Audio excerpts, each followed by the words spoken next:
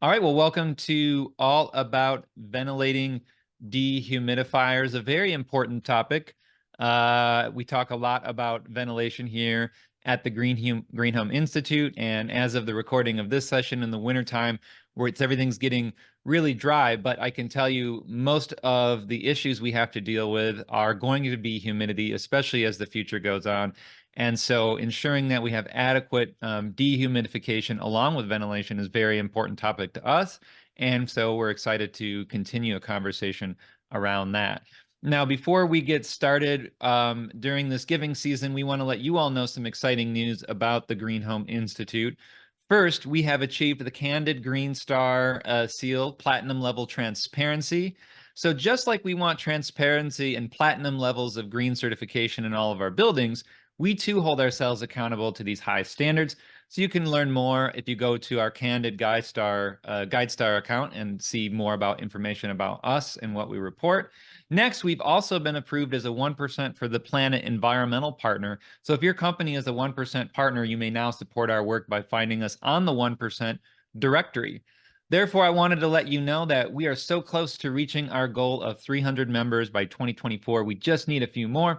So if you've been attending these sessions and you support our mission of empowering people to make the places we live better, we hope you'll consider becoming a member at greenhomeinstitute.org/become a member. And before we get started, thanks to our top tier sponsor, Mitsubishi. If you didn't know, Consumers Reports listed their system, their air source heat pump system, as the most reliable central air conditioning system. It's not even an AC, it's a heat pump. So very cool to see that. And I am celebrating 3 years of having one of these ducted air source heat pump systems installed in my house. We got rid of the fossil gas and put it in. And even if you're too nervous to go all electric, that's okay. They now have their IntelliHeat system, so you can get an advanced air conditioning system that pairs with your existing gas furnace, and you can kind of get the best of the both worlds and kind of heat with a heat pump in the shoulder seasons and use the gas furnace when it gets hot. They make it real easy to figure out which of their products are valid for the Inflation Reduction Act, pairing the indoor and the outdoor systems. And they've got all sorts of different products as far as not just the mini split heads, but more hidden systems that can be hidden in the walls, or even ducted mini split systems. If you contact a Diamond Pro, you'll get instant help with someone who knows what they're doing for Mitsubishi systems. So check them out over at MitsubishiComfort.com today. And then also thanks to our second tier sponsor, Build Equinox. They have advanced smart ventilation systems that are detecting poor air quality all the time within the house, and then only ventilating when necessary at the rate necessary, and then filtering the air otherwise. Made right in the USA in the solar powered manufacturing system. Check them out over at buildequinox.com. Well, Nikki, I'm really excited to have you back here on our session today. I think this is the second time you've been on the show, maybe the third time. And so I'm real excited to be talking about this topic. And so I'm going to hand it over to you. Please take it away. Thank you very much. I'm going to go ahead and share my screen here. And we'll get started. All right. Here we go. Does that look good, Brett? I see it. Yep. All right. Yes, today we are going to talk about ventilating whole house dehumidifiers. My name's Nikki Kruger.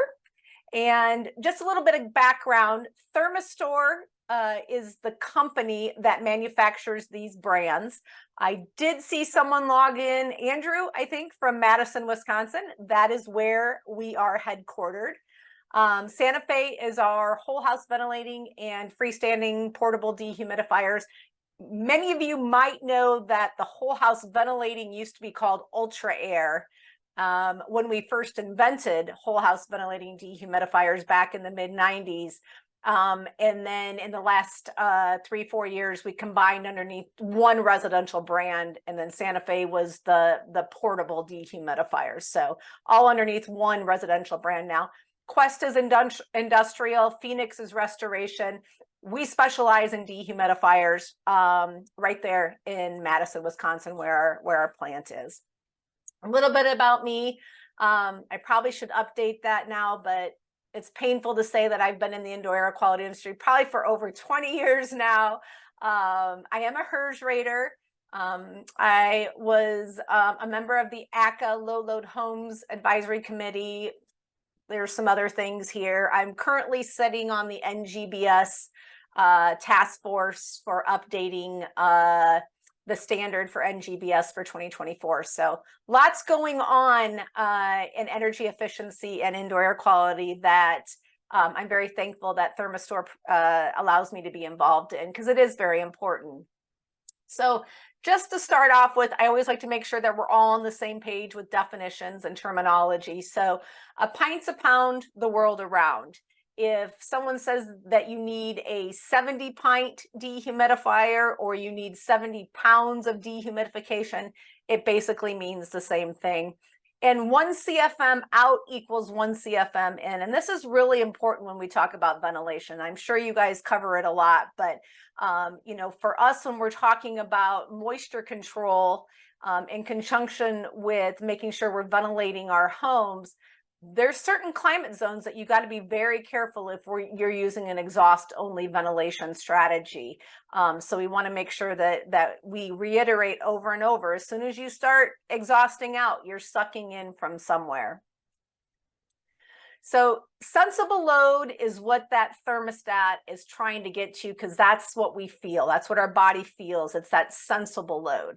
And that's, again, usually what the thermostat on the wall and what homeowners are messing with on the walls for their comfort control is based on the sensible load. The latent load is the moisture in the air. And oftentimes we go to the thermostat to try to control that sensible control, when really it's the latent load, the moisture in the air, that could be affecting our comfort. So sensible is the temperature, latent is the moisture in the air. And it's really hard for a thermostat to focus solely on that for the air conditioning system. So hot goes to cold, wet goes to dry, high goes to low. So most of us right now, the reverse of this is happening. So our homes are like hot air balloons right now, right? Like all the air in our homes is trying to get out to the cold. But typically in our humid seasons, the spring through the fall, that moisture outside is trying to get inside when we've got a drier home because we're running air conditioning. And again, if you use that exhaust ventilation strategy, you're going to be sucking in from the outdoors.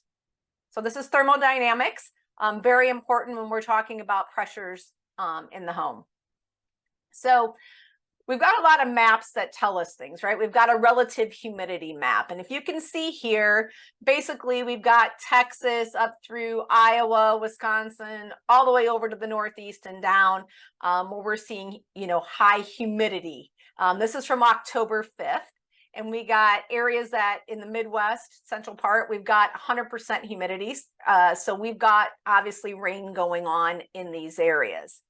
Now, relative humidity is relative to a temperature. So we need to know what the temperature is in order to understand the relative humidity, because relative humidity is a percentage of how much moisture is in that air at a certain temperature. So let's see here. We've got Indiana 100% relative humidity on the relative humidity map, and we've got 63, 66 degrees. So it's relative to that temperature. Now, what's really important is the dew point maps. And dew point is going to tell us more of an absolute amount of humidity in the air. And that's where we're going to get the potential for condensation, is when we hit dew point. Now, relative humidity is important because when there's elevated levels of moisture, that means all the materials that are in our home are absorbing that moisture. But dew point is where we're going to hit condensation. So whether that's our ductwork or the walls, that's the temperature it's going to tell us at what point we are going to hit condensation. And again, all these maps right here are showing us, the dew point map is when you start getting into that orange, Even the 50s, we want to be in our home about at a 55-degree dew point in the spring, summer, fall is what ASHRAE recommends. So as soon as we start getting above that 55-degree dew point, we're going to have to think about a dehumidification strategy. Now, that could be our crawl space, it could be the basement, or it could be the whole house. But it's not isolated to hot, humid climates. That's a lot of times where people are like, oh, if you live in Florida, you probably need a dehumidifier or a whole house dehumidifier. But the reality is we've got high dew points throughout actually the most concentrated parts of the country where people live for a significant part of the year. And we've got to think about how we're going to manage that moisture. So here's up on the upper left-hand side is a climate zone map. And basically around at the top there, you can see where it says dry and then where it's moist. So in that moist is where we are going to have to think about, again, a moisture control strategy. And this is a September 25th dew point map. And, that correlates very closely of what we're seeing for high dew points here. Now, this summer, my aunt lives in Oklahoma City, and they reached an 83-degree dew point this year in Oklahoma City, which I'd never heard of that before. So, our humidity levels or our dew points are getting higher throughout this part of the country and lasting for longer periods of time. So it's becoming more and more important, and especially as we think about, having to bring in that outdoor air for ventilation and what our strategies are going to be for comfort and health in our homes. So what are we trying to achieve with the HVAC systems? Comfort, health, property protection. For builders, it's liability protection. And, hopefully we want to do this by providing the lowest energy bills for the homeowner as possible. So when we look at the HVAC system, what are we trying to achieve for the homeowners with this system? We want to heat, cool, dehumidify, possibly humidify, purify, ventilate in every room 24/7, 365, and as energy efficiently as possible.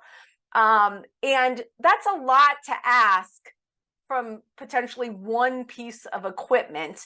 And so we need to think through our strategies on how to do this with this system. Because this, homeowners often think, my HVAC system is heating and cooling.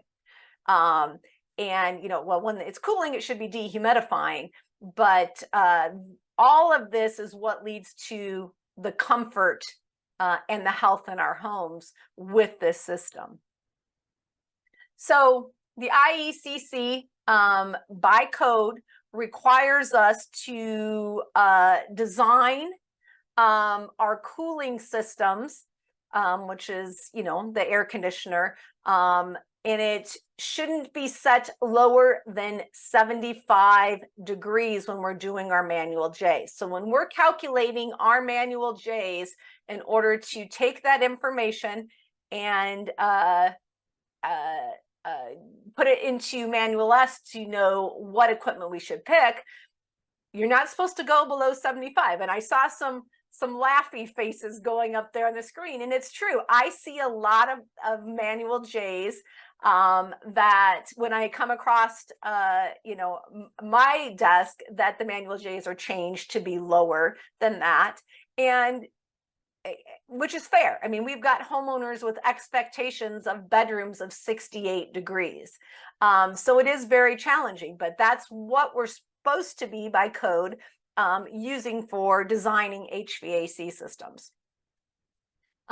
This is what it looks like in the manual J. We want 75-degree dry bulb, which is the temperature, and 50% relative humidity. So when we're designing our HVAC systems, the goal is to be able to design those at 75 degrees, 50% relative humidity at peak load conditions. Peak load conditions are changing, but it's worst case scenario peak temperatures that this home would see. And I know this past summer, you know, that was blown out of the water in several areas. We had above 100 degrees for 30 days in Texas. And so that's becoming more and more challenging with, you know, with some of the climate issues that we're seeing. Now, how often, typically, besides this last year, do our HVAC systems see peak load? And that's about 1% of the time. So when we're designing our HVAC systems, we are designing those systems to run at peak load, which is approximately 1% of the time. And so we got to figure out, especially when it comes to humidity, if the air conditioner's not running, how do I maintain that goal of 50% relative humidity? So the ultimate goal in every energy efficiency standard program is to build a tight envelope and to reduce the amount of runtime on the largest system in the home, which is the HVAC system. So we want to minimize that HVAC runtime as much as possible, but if we're counting on it and to control the moisture, that can become a problem. So, you know, and usually in these programs, we're using really energy efficient, high SEER or higher SEER HVAC equipment. The tighter we make that envelope, you know, it could be in Houston, Texas, Miami, Florida. The tighter we make that envelope, we see more partial and low load times on those AC systems, which is the goal. And so, you know, when we do this, we've got to try to figure out, you know, we've got the sensible cooling controlled, but now what are we going to do about removing that moisture? And overcooling should not be the strategy. You know, messing with the thermostat so you can adjust it to run, you know, 3 degrees lower than the set point in order to remove more moisture, you know, that can work temporarily, but it shouldn't be the goal long-term, overcooling to dehumidify, because it's only going to do it to a certain extent. And you can create comfort issues depending, you know, in certain rooms for people when you do that, which means they're not going to run it. And then your strategy just went out the window. So there's been a lot of advances in low load houses. And I say low sensible load houses here because it's not low latent loads. When we, you know, continuous insulation, airtight construction, better windows, all of that is driving down the sensible cooling load. And, you know, basic building code now, 2018 and more recent, are getting us to high performance, low load homes. You don't have to be building passive house or net zero in order to really have a high performance tight home anymore. Code's getting us there.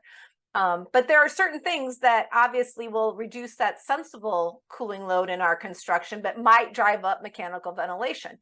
So, you know, the latent cooling load might go up in the humid times of the year, but, you know, if it's winter time and you're bringing in that outdoor air, it's going to be, you know, drying out your home, which in tight homes you're going to need because we're trapping in so much moisture in the wintertime. But ducts and conditioned space is a really interesting one. Florida Solar Energy did a study where it was an existing home, and then they went in and they put the mechanicals in the attic all into a conditioned space. So they closed up the attic, put all that leaky ductwork, which ductworks traditionally leak about 30% of the conditioned air to the outside. And as soon as they did that in the home, the relative humidity went up 10% in that home that they did this on. And that's because when the leaky air from the ductwork is trapped in the house, it reduced the runtime on that air conditioner. So the air conditioner was obviously oversized, not running as long. And so what was keeping that home drier was the leaky ductwork because it was running a lot more. So very interesting. When we go in and we start modifying homes, we got to think about the big picture and what every step we're taking, how that can affect something else. So Nikki, in your last example there before the arrow went up, yeah, because we're talking about ducts in conditioned space, mm-hmm. isn't it true that even if you have ducts in conditioned space, but they're not properly sealed, and you have a humidity issue, that maybe it's harder for the air conditioning system to get that humidity out? I mean, is there any truth to that, or it really is not a problem? Oh, I think it definitely can be a problem. We have seen, especially in these attic situations where we're getting high relative humidity in the attics. So we've got dehumidifiers now dedicated solely to attics. Mm-hmm. But that's more of, potentially a shoulder season wintertime thing where the humidity is rising and getting into the attics with no place to go. But I think making sure that we are have some sort of a dehumidification strategy for conditioned attics. The same thing with a crawl space, right? As soon as you encapsulate it, whether it's the crawl space or the attic, we want to make sure that we've got a dehumidification strategy. Either of those spaces, I don't like sharing air from those spaces with the rest of the home. So I would like to have them, I've encapsulated crawl spaces. I've been in some beautiful ones, but I also know that in climates where there is a lot of crawl spaces, we're usually, doing some sort of termite treatment. There's materials in there. And, a lot of times with attics that are being conditioned, it's spray foam. I just want to try to minimize the communication as much as possible. Thank you. Yep. So low load homes, whoops, it's low load, not load load homes, equal low sensible cooling and heating. So as we're seeing things change in the construction of our homes, we're not needing as big as systems as we used to. We all have heard, the contractor, the old school that pulls up and puts his thumb up or his fingers up and says, yeah, it's 400, a ton for every 400 square feet, I've heard in Florida. But as we get our homes tighter and tighter, we need less tonnage for a larger square footage. So Energy Star, 1,200 to 1,600 square feet per ton. We get to that net zero and we're at 2,000 to 3,000 square feet per ton. And, these are numbers up here, but the reality is I've been in these homes and they're comfortable, but it's not just the HVAC system that they're using to make these homes comfortable. We need to add some other components in order to ensure that these are healthy, comfortable homes outside of just the AC. All right, so high performance building practices, and this again, it's not even high performance anymore. We know that there's several states with getting to more recent changes in building code, blower door tests got to be done. We got to verify that envelope's tight. Ventilation, 2012 and beyond, we should be using ventilation in homes. I know that there's, amendments to some of the codes saying that, only if you get to 5 ACH or 3 ACH, do you have to add ventilation? To me, that's not incentivizing builders to get to those. It's kind of like, oh, we don't want to get there because we don't have to do the mechanical ventilation, but we should be doing mechanical ventilation in homes. We're seeing lower sensible loads, which we talked about. Our HVAC equipment is getting very energy efficient. And we'll talk about that here in a minute, but we are seeing a greater need for some sort of dedicated dehumidification in a lot of homes now in that moist on the climate zone map. So traditional practices, houses were built leaky, they were able to breathe, which we hear that a lot. A lot of times, especially in my industry where I focus the most is if there is a moisture issue, it's because somebody made them build too tight and now the house can't breathe, or the multifamily building can't breathe. And that's, you know, we don't need to worry about the building breathing. We want to control that airflow, where it's coming from, and actively manage it.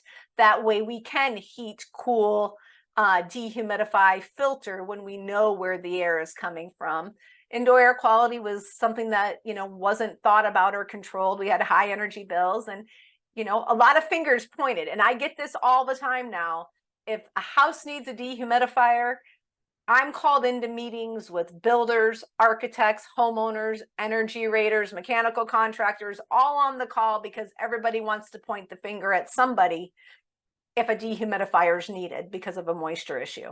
And that's just not where we are now. It's, if you need a dehumidifier, you probably did everything right.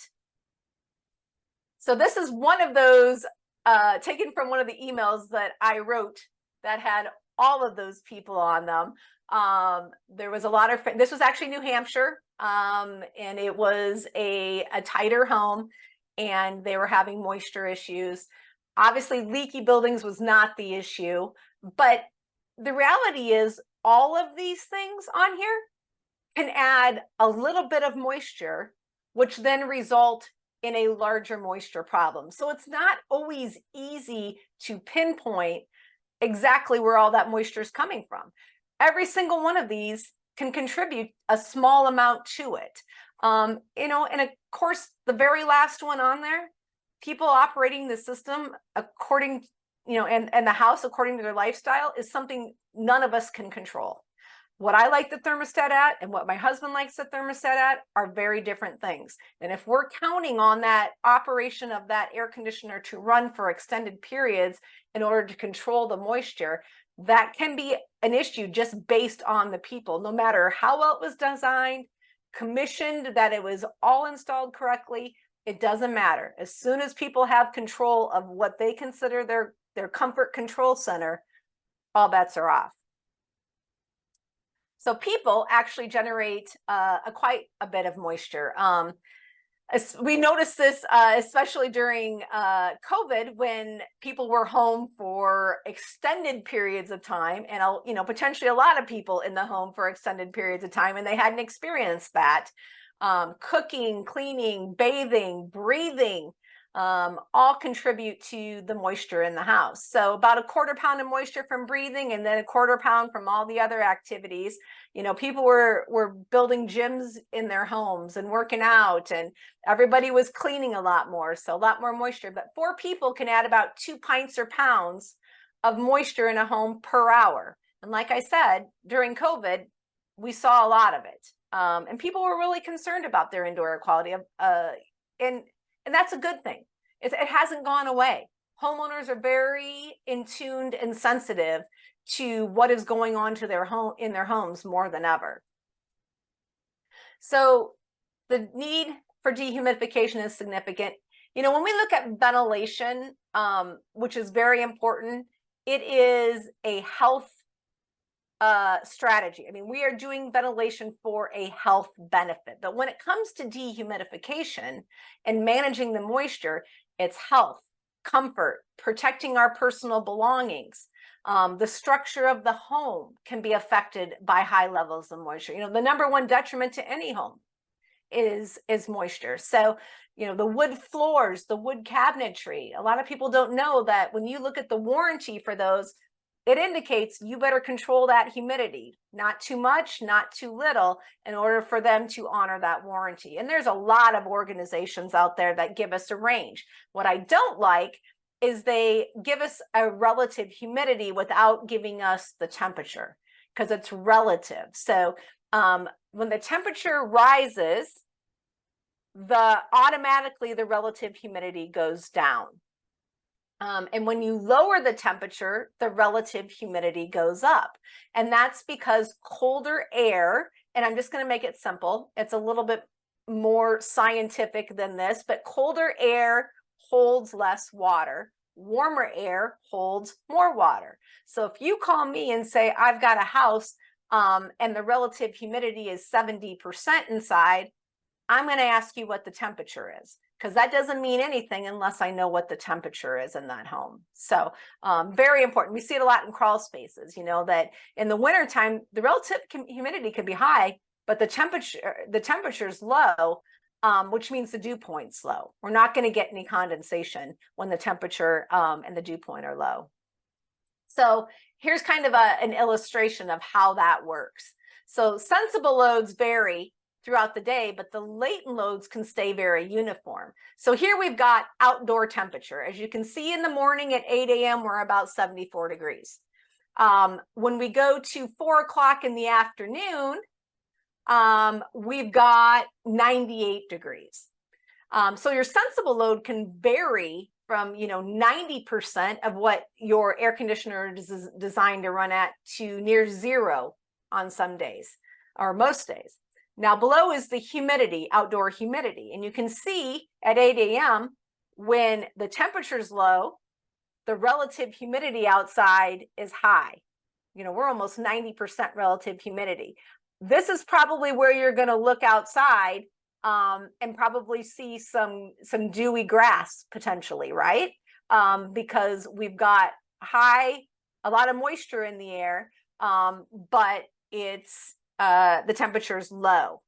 Now, during the day, as it gets warmer, that relative humidity goes down. But what does not change is our dew point. So as I said, at 8 a.m., if it's 74 degrees outside and my dew point is 71, we are pretty close, within a couple of degrees of seeing moisture on that green grass outside. And we call, you know, where you need a dehumidifier, most of the time we say in a green grass climate. If you are getting rain, approximately 1 inch of rain more a week, you probably have green grass outside, which means you probably need some sort of dehumidification. But then you can see at 4 o'clock in the afternoon when it's 98 degrees, but the relative humidity is super low, the dew point's the same. We have the same amount of moisture in the air. So latent loads might not vary throughout the day, but it's just the temperature and the relative humidity. So 71 degree dew point is not uncommon in the humidity seasons in a large part of where we showed that moisture map on the climate zone. So important to understand. Mike Barsick from South Face, when Georgia was looking at adding mechanical ventilation to its building code, asked me to come down, and Mike had put together, there's actually a gentleman that he had worked with, had developed these charts, which I thought was very interesting. So this is Atlanta, but really I think it's an indication of a large part of the climate zones we're talking about. But here where the arrow is, it's showing the ASHRAE humidity design load is 82 degrees. So basically that has said, ASHRAE has said, in Atlanta, Georgia, when the dew points are the highest is when it's about 82 degrees. Now, sorry about that, our arrows are off here. The manual J design, which is the line above that, design load is 92 degrees. So when the contractor is running your manual J for peak load time in Atlanta, Georgia, it was 92 degrees. That's the peak load condition. Now here you can see that based on the temperatures, which again, sorry about that, my screen's off a little here, that 75 to 90 degrees temperatures, which is more of our partial load because we're not at 92. But 83% of the time, we're at 70 to 85 degrees in Atlanta, Georgia. So we're not running a lot of air conditioning during those times when our temperatures are mild. And so we've got to figure out, when we're not running our air conditioning, how are we going to control that moisture? And, we are advocates of sizing our AC correctly, making sure that when it should be running, it's running, and set up to remove the most amount of water possible when it is running. But then having that dehumidifier for the overnight times, the morning times, when the AC isn't running for extended periods in order to control that humidity. But we are seeing more and more partial loads also in different parts of the country. So Kimberly Llewellyn from Mitsubishi put together this chart, and basically what it's showing here is partial load conditions, 50 degrees to 80 degrees, which, you know, we could go up to 85 with that potentially, and greater than a 55-degree dew point. So Miami, 4,375 hours of the year, they're at partial load conditions.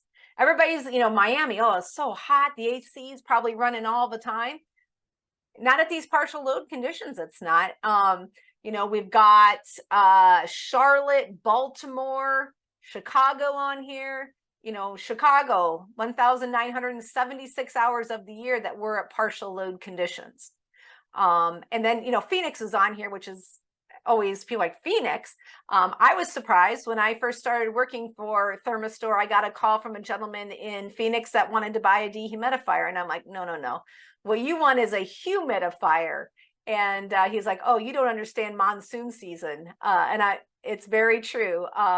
Mark Lalibiche from Construction Instruction built a house down in Arizona and thought the recommendation from the mechanical engineer was crazy to put in a dehumidifier. And then as he called me and he said, I have to eat crow. We actually do need a dehumidifier in Arizona. So it was interesting.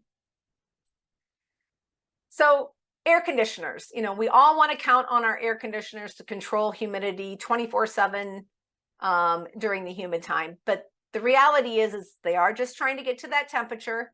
And the new units, although, like, you know, we say, well, it has dehumidification mode, you know, maybe it's your ductless mini split.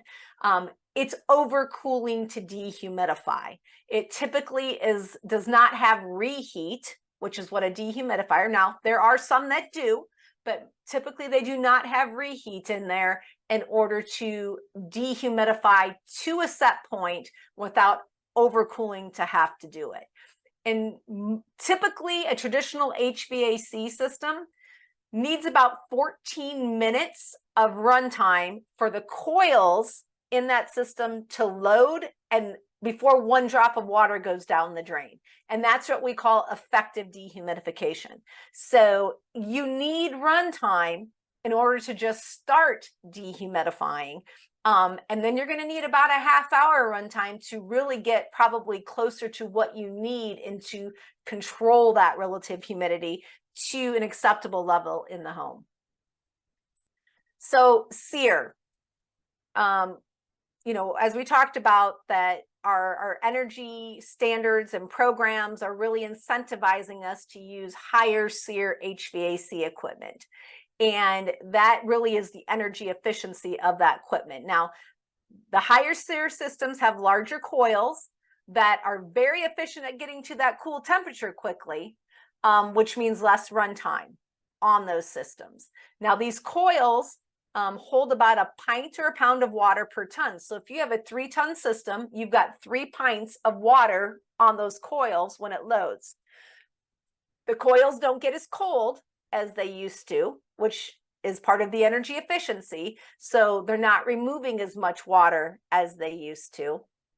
And lots of these systems run the fan 1 to 3 minutes after the compressor shuts off, because they kind of cheat the SEER system. They get points for evaporative cooling.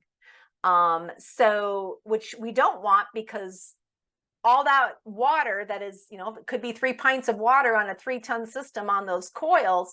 If we run that fan for 1 to 3 minutes, we're evaporating that all back into the home, which can increase the RH by 10%. Now, there are several of the systems now you can shut that off, that feature, which should be, but it also means it's not as high a SEER as what you purchased if you do that. So really important to understand that, you know, these energy efficient HVAC systems are really focused.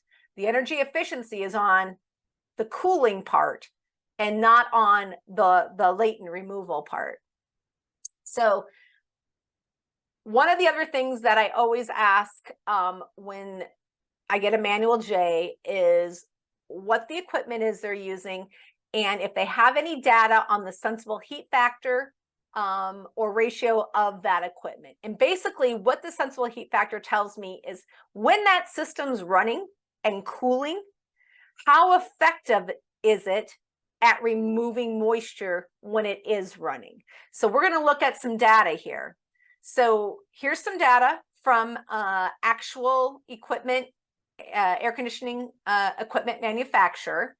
And as you can see here, so we've got what, a 2 3/4 ton system, and it's 14.5 SEER, and the sensible heat factor is 0.62. What does that mean? That means when it's running, that 62% of the BTUs that it's using to cool are getting to that temperature set point on the wall. The other 38% are going to removing moisture when it is running. So this unit here, lower SEER, 14.5 SEER, lower SEER, when it's running, it's doing a very good job of removing moisture. Here we've got a 1/2 ton mini split, 33 SEER, incredible, super energy efficient.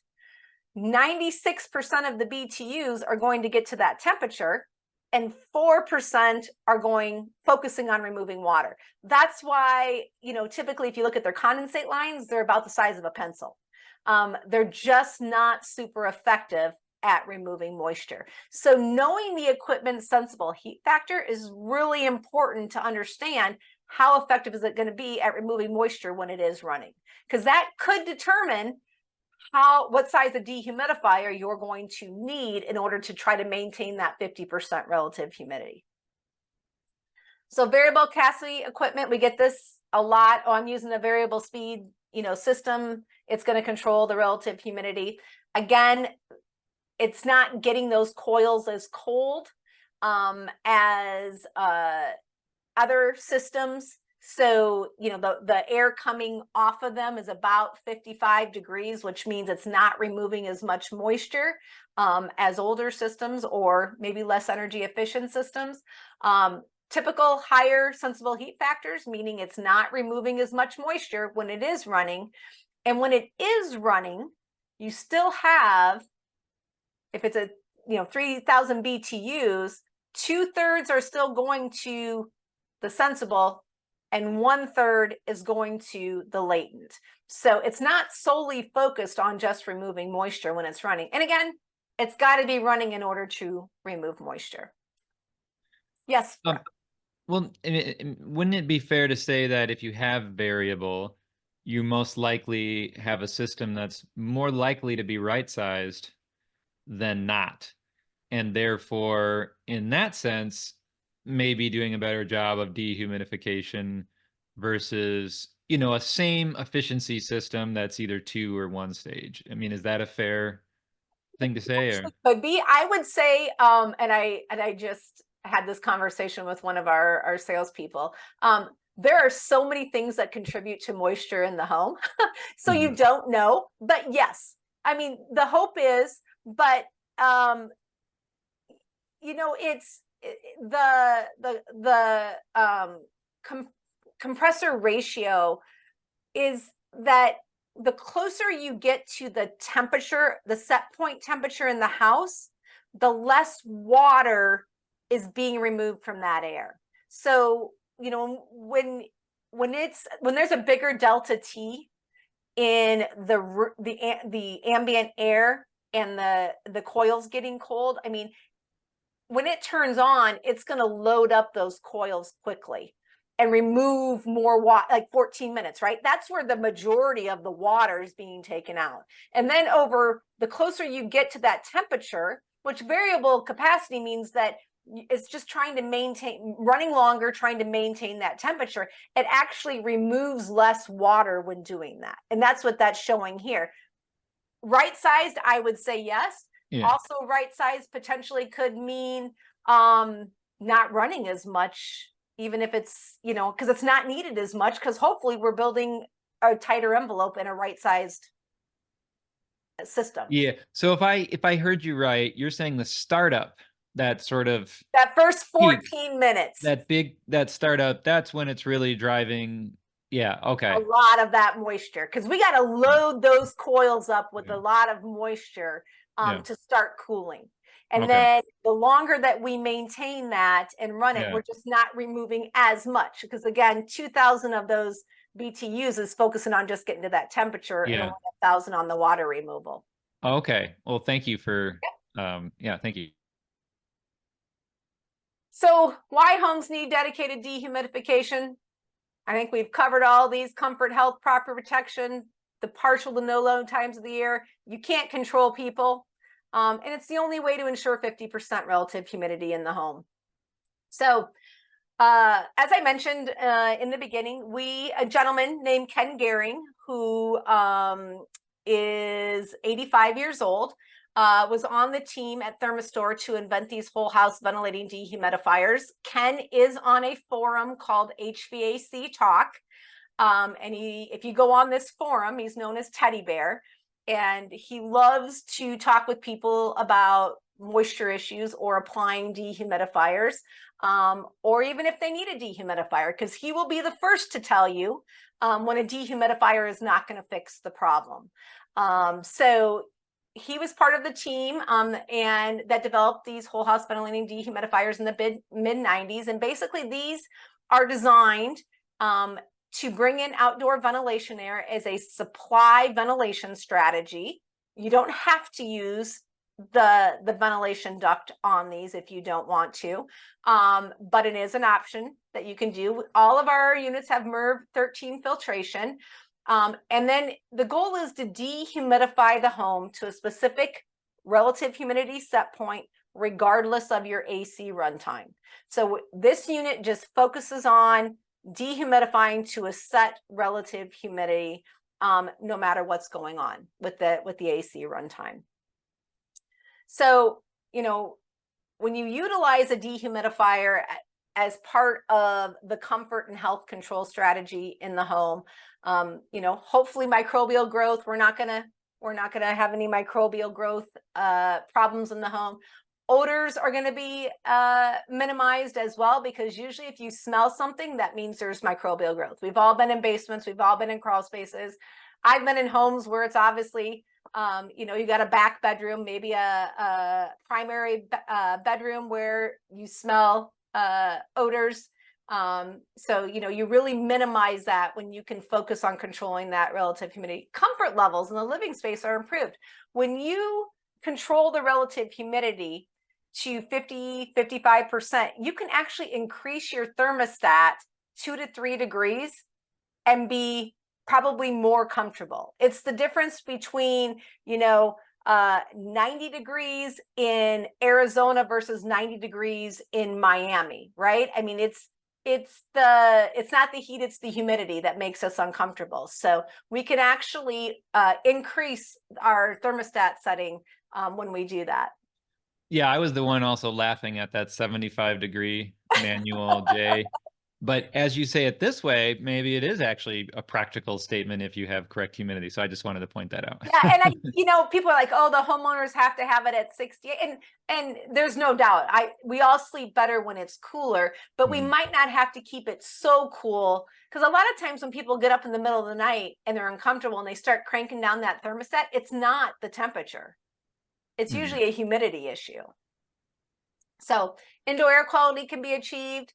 We can protect our wood floors and cabinetries. And, one of the biggest ones too is pests are minimized. Pests like, wet, moist climates. So we can also minimize pests with that as well. And I've worked with a lot of builders that,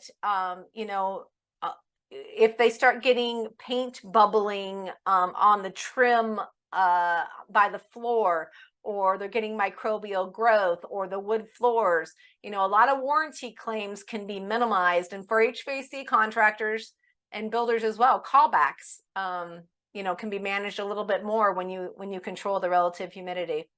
So install matters when it comes to these systems.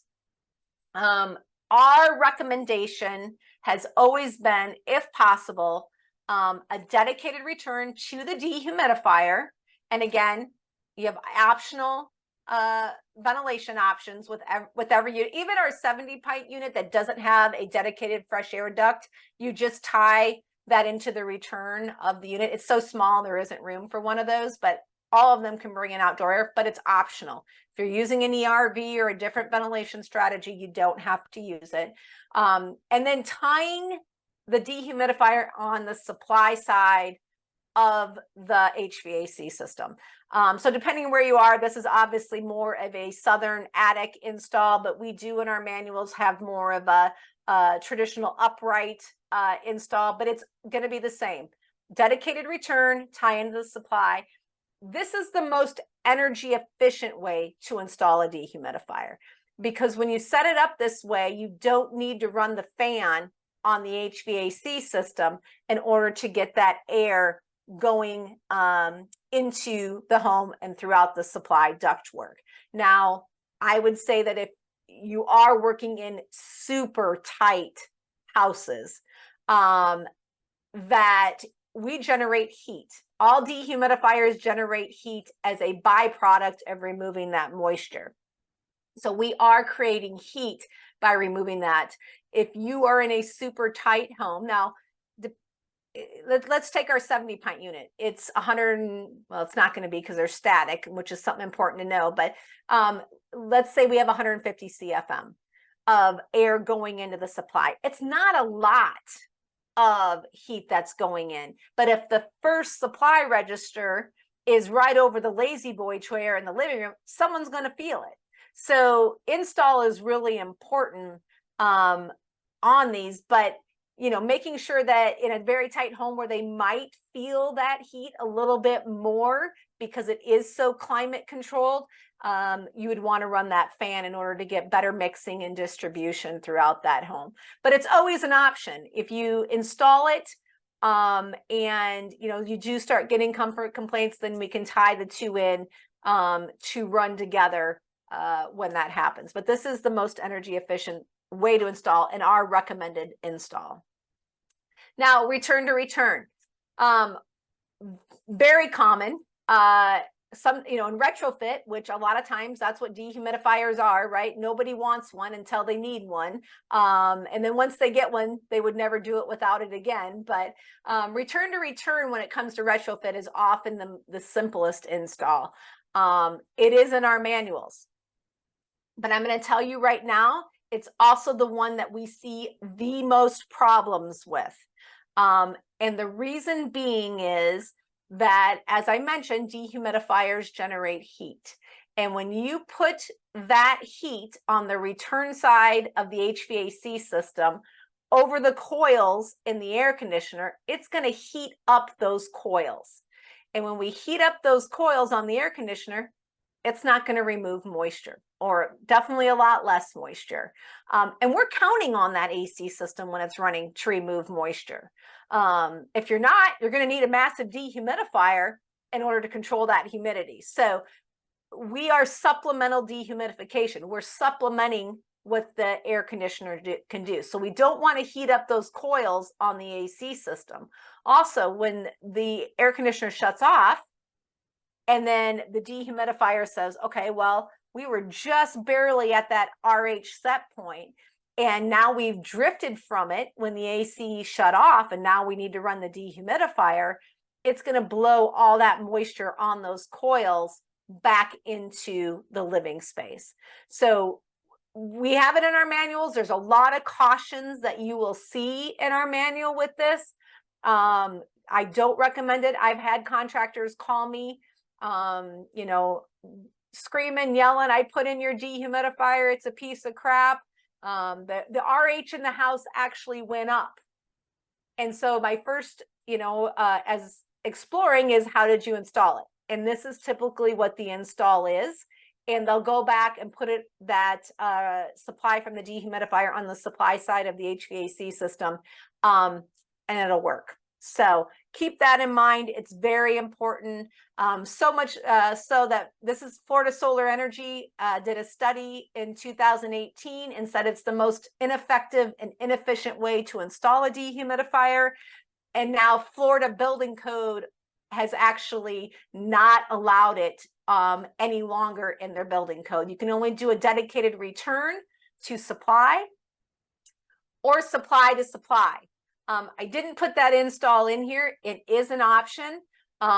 What that basically does is you're on both of the return for the dehumidifier and the supply for the dehumidifier are going on the supply ductwork of the HVAC system.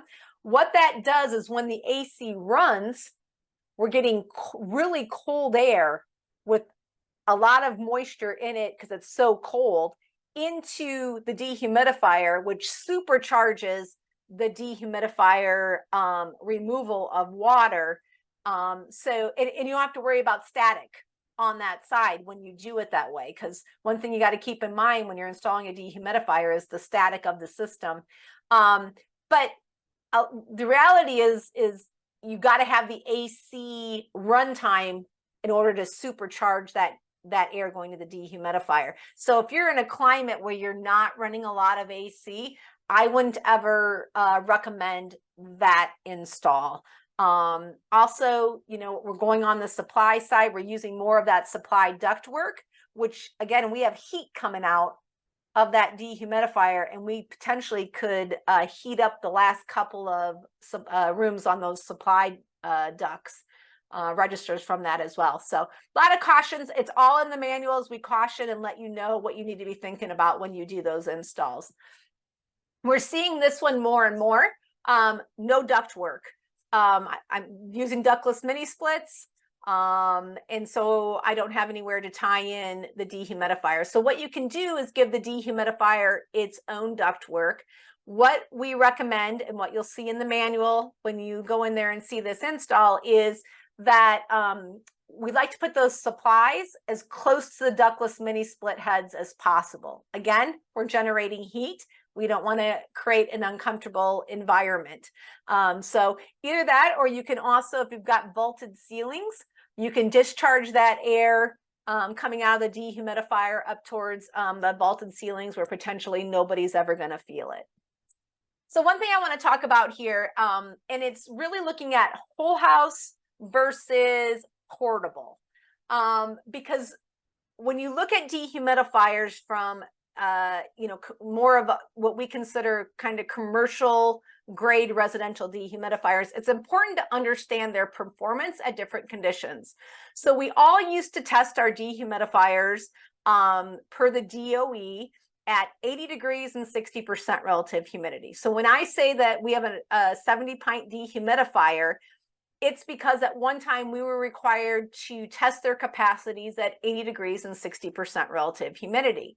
In 2019, the DOE changed their test ratings for dehumidifiers to be more realistic to the applications that they're in, meaning they created whole home conditions, which are more living conditions, which they used 73 and 60. You think they would have used 75 per code, but they use 73 degrees and 60% relative humidity. And so this is the small unit, the 70 pint. It's 70 pints at 80 degrees and 60% relative humidity, but at 73 degrees and 60% relative humidity, it's 55 pints. And it's important to know that, because if you're trying to figure out how much water removal you're going to need, 15 pint difference there is a big deal. You might need to choose the next size up. It's hard to oversize a dehumidifier. You always want more capacity than you think you need. So we want to have extra capacity because we don't know how people are going to live, or every factor that's going to contribute to the moisture. So if you're ever on the borderline, we are very conservative in our recommendations because, again, we'd rather have you have more capacity than not enough. Now, when you take basically that same dehumidifier, remove the ducts, and place it in more of a portable application, which is on the right side here, Portable meaning that it could be a crawl space, it could be a basement, somewhere where the DOE has identified that those are typically cooler climates. So over here, we've got 65 degrees and 60%. So their portable testing requirements are 65 degrees and 60%. That same dehumidifier that was 55 pints is now 40 pints at those conditions. So that's, again, another 15 pints of capacity that these units are reduced at. Now, our dehumidifiers are designed to run in cooler temperatures and remove moisture, where a lot of times when you get these big box portable ones, they'll start freezing up at these 65, 60 conditions. And, you know, we've got defrost thermostats. So we've got units that still can remove water and actually go down to, you know, potentially even 49 degrees and still be removing water. At 49 degrees, the dew points are going to be low. There's not going to be a lot of moisture. But when it comes to sizing, this is really important to understand. So make sure that you're looking at those spec sheets and understand where you're applying these dehumidifiers and what kind of capacities you're going to get out of them. So energy is a big question we get a lot. Residential Energy Dynamics has a electrical usage calculator. This is a 98 pint dehumidifier, which is 670 watts.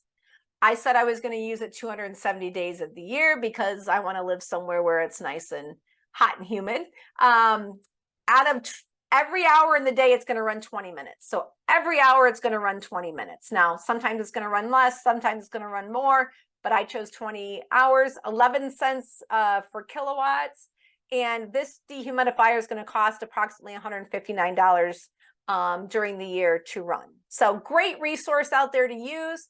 You know, when we talked about being able to raise that thermostat, when you control the humidity, each degree you lower the set point temperature on your AC, or set temperature, your AC use goes up by 12%, according to Florida Solar Energy. So again, if we can just increase that thermostat temperature, you know, 2 to 3 degrees, we're going to be saving energy.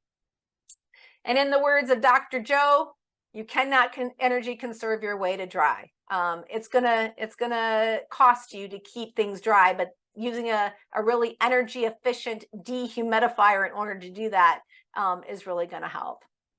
And, you know, takeaways here: houses are becoming tighter and requiring less sensible cooling, yet our latent loads are maybe the same or going up. There must be a sensible load in order to remove humidity by your air conditioner. If it's not running, it's not going to do it. And houses work till you put people in them. And people want homes that are safe, healthy, durable, comfortable, and energy efficient all of the time. And there we go. All right. Well, thank you so much, Nikki. We've got a ton of questions. And I don't think I went a little long. I apologize for that. No, that's okay. It's happy to stay. Yeah. Let's, if you can, let's hang out for those who can hang out, and for those who can't, we're going to record this so you can rewatch the session. And we'll get to as many of those questions as we can. Now, before we get to those questions, I just wanted to real quick here, and I lost my spot, so bear with me. But before we get to those questions, I just wanted to say, first of all, a quick, huge thanks to our board of directors, our volunteers, our nearly 300 members, and our executive director, Jose Reyna, and everyone who allows us to do what we do, and especially our top tier sponsors, Mitsubishi, Rheem, and all of our other sponsors who are helping you achieve residential green building standards and making your homes healthier and more energy efficient. So, Nikki, I wanted to kind of back up a little bit on the some of the ventilation questions. There's a lot of very specific questions that are coming in on ventilation and tie-ins to dehumidifiers into ventilation. So I want to take a broad approach to asking you some questions, and then maybe we'll dive into some of the minutiae of the questions that have come in. So the very broad, I think, a question I want to make sure that I'm also clarifying for myself here after looking at some of your diagrams, is that when we're talking about ventilating dehumidifiers, we're talking about supply only, or is there a balanced approach here that can be done with a ventilating dehumidification strategy, or will there be in the future? Sure. So we are talking supply. I would say especially unless you're building to some sort of standard or a tight home, if you are in a mixed humid climate, that having a slight supply positive pressure is what building scientists recommend. So we have a lot of exhaust going on, right? We've got bath fans, we've got kitchen hoods, we've got our dryers running. We've got a lot of negative going on. So we're trying to do a slight positive through our system to try, and it's not I'm not saying that these dehumidifiers are going to be the makeup air for 1,000 CFM kitchen hood. You're going to need something different, but it will help create more of a slight positive pressure in our homes that will hopefully make up for a little bit when we're negative. Now, can you make it balanced? Yes, you can. It's kind of what we've called the poor man's way to balance it, but you can toggle it to, let's say, a bath fan. So if someone turns on the bath fan, that the fan will come on the dehumidifier as more of a balance, but it's very complicated to make it go both ways. So it'll go one way, but then let's say that it's time to ventilate because we've determined that we want to ventilate of 20 minutes of every hour with that dehumidifier. It's more complicated than to make the bath fan then come on. So it's one way or the other, and it's hard to do both. Now, go ahead. Well, so when you say one way or the other, your choice, you mean, is you either got to pick balance where they're communicating and running at the same time, or pick the supply only. Is that what you're saying? No. What I'm saying is that, let's say that I'm going to choose that when the bath fan comes on, then the dehumidifier fan comes on. That's my choice. Right, they're talking to each other. I can't have it then go, okay, well, now the bath fan's going to come on when the dehumidifier fan comes on. It's not going to go to do that both ways. It's really going to be, okay, I'm just going to have it when the bath fan comes on, sort of thing. And you got to do some toggling and, but yeah, we are more of a supply ventilation strategy for ventilation. Sure. Well, that's great. You have the opportunity to do balanced. I know balanced is very important for folks. They want to get that in and out. And well, on that note, how many CFM are we talking about with systems like this? That's a great question. So we typically say that you can get 1/3 of the total CFM of the unit at a specific static. And I have a slide, I should have put that in there. So when you go on our website and you click on one of our units, and click on the spec sheet, we're going to give you the CFM at 0 static, 0.2 static, and 0.4 static, because your CFM is going to go down on these units based on the static pressure of the HVAC system. Sure. Yep. So let's say that, it's 130 CFM for the 70 pint unit at 0.4 static. You would divide that by 3. And the most amount of ventilation you can get from that system would be, what is that, 40 CFM? Yeah, 40 CFM. So, and that's the max. That means you've got short runs, tight ductwork. So you're saying in a perfect scenario where you've got great static pressure, or we know it's 4. We know it's 4. Yeah. Because that's what we chose, or 0.2, then you're going to get a little bit more CFM. Okay. So you're saying that your systems really aren't going above 40 or 50 maybe? Well, that's the smallest 70 pint unit. We've got dehumidifiers up to 205 pints. Oh, so people can select a larger. Absolutely. Absolutely. But you don't want to size your dehumidifier based on your ventilation rate. You know, so you might need to say, okay, well, I can get some of my ventilation from this unit, but I might not be able to satisfy 62.2 or whatever if they need more ventilation because there's more people in the house, you know, whatever it might be. But you can. Well, that's a good point. So I guess I'm curious on dehumidifiers. Do dehumidifiers need to also be right sized? Do they have problems if they're oversized? The only problem with having an oversized dehumidifier is too oversized is you're going to get into the same issue with air conditioning where you're going to get short cycling.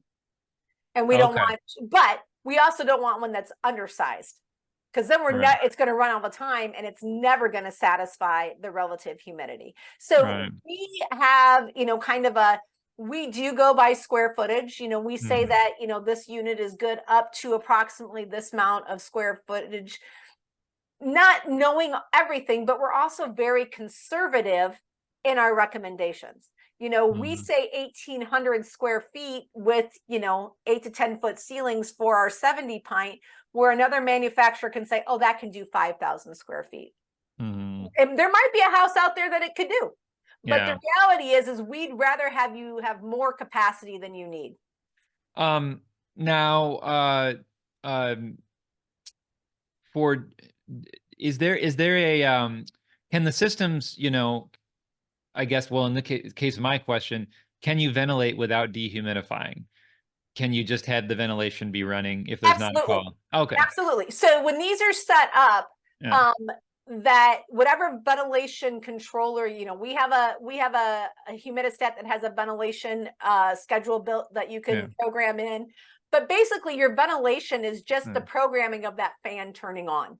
Now, if it's time to ventilate based on your ventilation schedule, and then the humidistat in the living space says, oh, the humidity is high in here, and turns on the compressor also, you are going to be removing some of that moisture that comes in from the ventilation at that time. But we are not going to automatically turn the compressor on every time we ventilate, even if it's humid out, because again, we generate heat. So if you've got a 70-degree dew point for a month and you're ventilating, you don't want that dehumidifier to be on and the compressor to be on all the time every time you ventilate, because we're going to generate heat, which uses energy. Right. And so, and we know the AC is removing moisture when it's running. So what we care about is the relative humidity in the living space. When that set point gets too high, then we'll remove the moisture. Right. Yeah. And just, my question, is more just, you have to do both. It sounds like you don't. So that's great. So some questions that are pouring in here is, you know, because I was going to ask the question, when do we get ventilating dehumidifiers with recovery? But then I realized, oh, these are supply only systems. So the question, I think the questions that are coming in here is, energy recovery ventilators, right? And so obviously we know ERVs, there's a misnomer if people don't realize this, that they get pitched as ways to dehumidify, which is wrong. They're just essentially humidifying less, right? Yeah, exactly. That's a great way to, it's kind of, you know, it's roulette. It's how humid it is inside, how humid it is outside is basically what your exchange is. Right. It does lessen the load, but it's always going to contribute to it. The way you put it, it's going to humidify less. But yes. So the context of the question I'm having is, there's someone who's like, you know, they're really trying to be super energy efficient. They want the balanced ventilation. So the question I think they're asking, and a couple of people are asking, is how do I incorporate my ERV into this ventilating dehumidification system? Or are you just saying, hey, do a standard dehumidifier on its own and then use someone else's product for the ERV? Like, what is your response to kind of that? And that's usually what we see. Is you use an ERV to do your ventilation, and then you just set up the dehumidifier separately to just dehumidify the home. No ventilation, anything like that. Now, we do get a lot of questions. Can I integrate the ERV and the dehumidifier together? So when I am bringing, and my colleague, former colleague, David Treelevin, wrote an article on Green Building Advisor on the different ways to integrate a dehumidifier. with an ERV and the pros and cons of each of them. Mm-hmm. And ultimately it comes down to keeping them separate, because again, you got to remember you've got people who are going to have to work on these systems. So when we start complicating things by integrating and then integrate, and an ERV has 2 fans and a dehumidifier has a fan. And as soon as you start playing with fans, we're going to be in some issues. So, you know, because we have different statics. But there, if you go on Green Building Advisor and put in ERV, you're going to see one of the articles that comes up with an ultra air dehumidifier on it. And then it's an article on how to do that. So there's a lot of questions coming in about sizing. You know, you mentioned an app at some point. What is the best? I mean, obviously, if we have an existing home, we can test static pressure, we can put in humidity sensors, and we can start to get a sense for what the heck is going on. So that, I assume, gives you clues, right, on what you need to do. Yeah. At one point, you mentioned we used here's how big the house is approach. But that's, you know, I'll be honest with you, when I heard that, it started to remind me of this HVAC folks going around. Going, oh, we size our system based on square footage, and you're just sort of horrified. Yeah. And so I understand it's more challenging with humidity, and I'll give you that. But I mean, someone's trying to make an informed decision. You showed that really cool graphic where at the beginning you kind of had, here's when it goes up, insensible latent, here's when it goes down. You know what I mean? Yep. When these things, so I almost looked at that and I was like, hey, that could be a calculator, and you could be inputting certain things, CFM, and it could spit out what your recommended based on the way the home is designed. So can you just speak a little bit to calculators? I'm going to pull something up here. Yeah, go ahead. And share my screen. It is on our website, but I will say also, and I can get this over to you. Do you know a gentleman named Anthony Cox? No. Okay. He developed a calculator. Oh. And it's free. And you put in your infiltration, your ventilation, your HVAC equipment, you put in key elements, and it'll basically tell you how much dehumidification that you're going to need. One thing we do have on our website is this piece of literature that breaks down the performance data based on the latent BTU capacity. So if you have your manual J calculations of what kind of latent loads that you have, then this can be used to help size the dehumidifier. So, you know, let's say that I know that during these times of the year that I'm going to have a liar, you know, which is usually the shoulder seasons, is typically when your AC is not running. But you know, dew points are high. And so this will help, especially when, you know, if you're working with mechanical engineers or someone, an HVAC contractor, this breaks it down a little bit more scientific. And we give the capacities at all the different ranges too. Because again, you know, if we go with DOE or manual J, which are, you know, or S, we've got different conditions which affect the capacities of the unit. So if you go on our website, underneath the About Us, we have a media resources page, and this basically says, I think it's performance data. But yeah, it's not always easy to know the exact. Again, if I have a 1,700 square foot house that has traditional ceilings and a family of 3, could I get away with a 70 pint that we say is 1,800?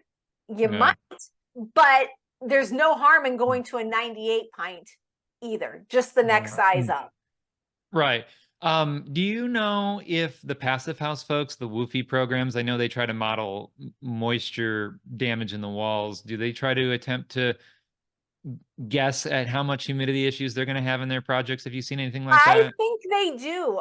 Because you know, it's funny, we've talked about building a house, and my husband is a rater and certifier, like 3 things with Passive House. He's like, oh, I'm going to put it into the WUFI and see what we get. So you know, we had talked a little bit earlier about the HERS index. Right. Yeah. And so, there's two areas for ventilating dehumidifiers, and there's one underneath ventilation. So you've got to know what the watts are for the fan of the dehumidifiers in order to put it in there for the ventilation. And then the other one, it asks you if you're using a whole home or a portable, and Right. then you get the integrated energy factor, which basically is the liters, over the kilowatt hours that they Yeah. want in there from the. So are you pinged from an energy usage standpoint? Yes, but no matter how energy efficient a house is, if it's not healthy and comfortable and maintained, it doesn't matter. And if I increase my thermostat a couple degrees Yeah. and I have a 70.5 amp dehumidifier, Yeah. I mean, it's far more energy efficient to run a dehumidifier to maintain the moisture than it is an air conditioner. Right. Right. Yeah, and yeah, we were having that conversation before we went live. And actually this morning I was reviewing a project, wasn't meeting its energy efficiency standard. So you kind of look at, okay, why, right? Yep. And it was mechanical ventilation just through the roof. But if your blinders are on energy only, you're going to get an energy efficient home that's uncomfortable and unhealthy. Yep. And so, yeah, those trade-offs, you might lose some of your HERS, your ERI rating, but you also want to look at the big picture, which is why we always talk about the 5 pillars of green, of not only your health and comfort, but of course materials, right? Rotting Yep. materials in the case of humidity. So it's important to look at it holistically. So um, I was looking at another question that came in, and oh yeah, you were gonna I think hint to us what was coming on Manual S. Oh, yes. So, ACA, the Air Conditioning Contractors of America, announced maybe a month or so ago that they have an approved new Manual S guide, which is the sizing guide for equipment, that will be released. I think they're going for the end of the year. And we have been heavily involved in helping with this and commenting on it. But one of the sizing options is sizing the system based on if you have a whole house dehumidifier or if you don't have a whole house dehumidifier in there. So basically, can I just size this system to focus more on those sensible BTUs and then add the dehumidifier to focus on the latent BTUs? Yeah. And so, because if you look at I'm going to try to say this correctly, like New York, when it comes to sizing heat pumps, the AC is extremely oversized. They're not, is extremely oversized due because you have to size for the heating, right? On the heat pump.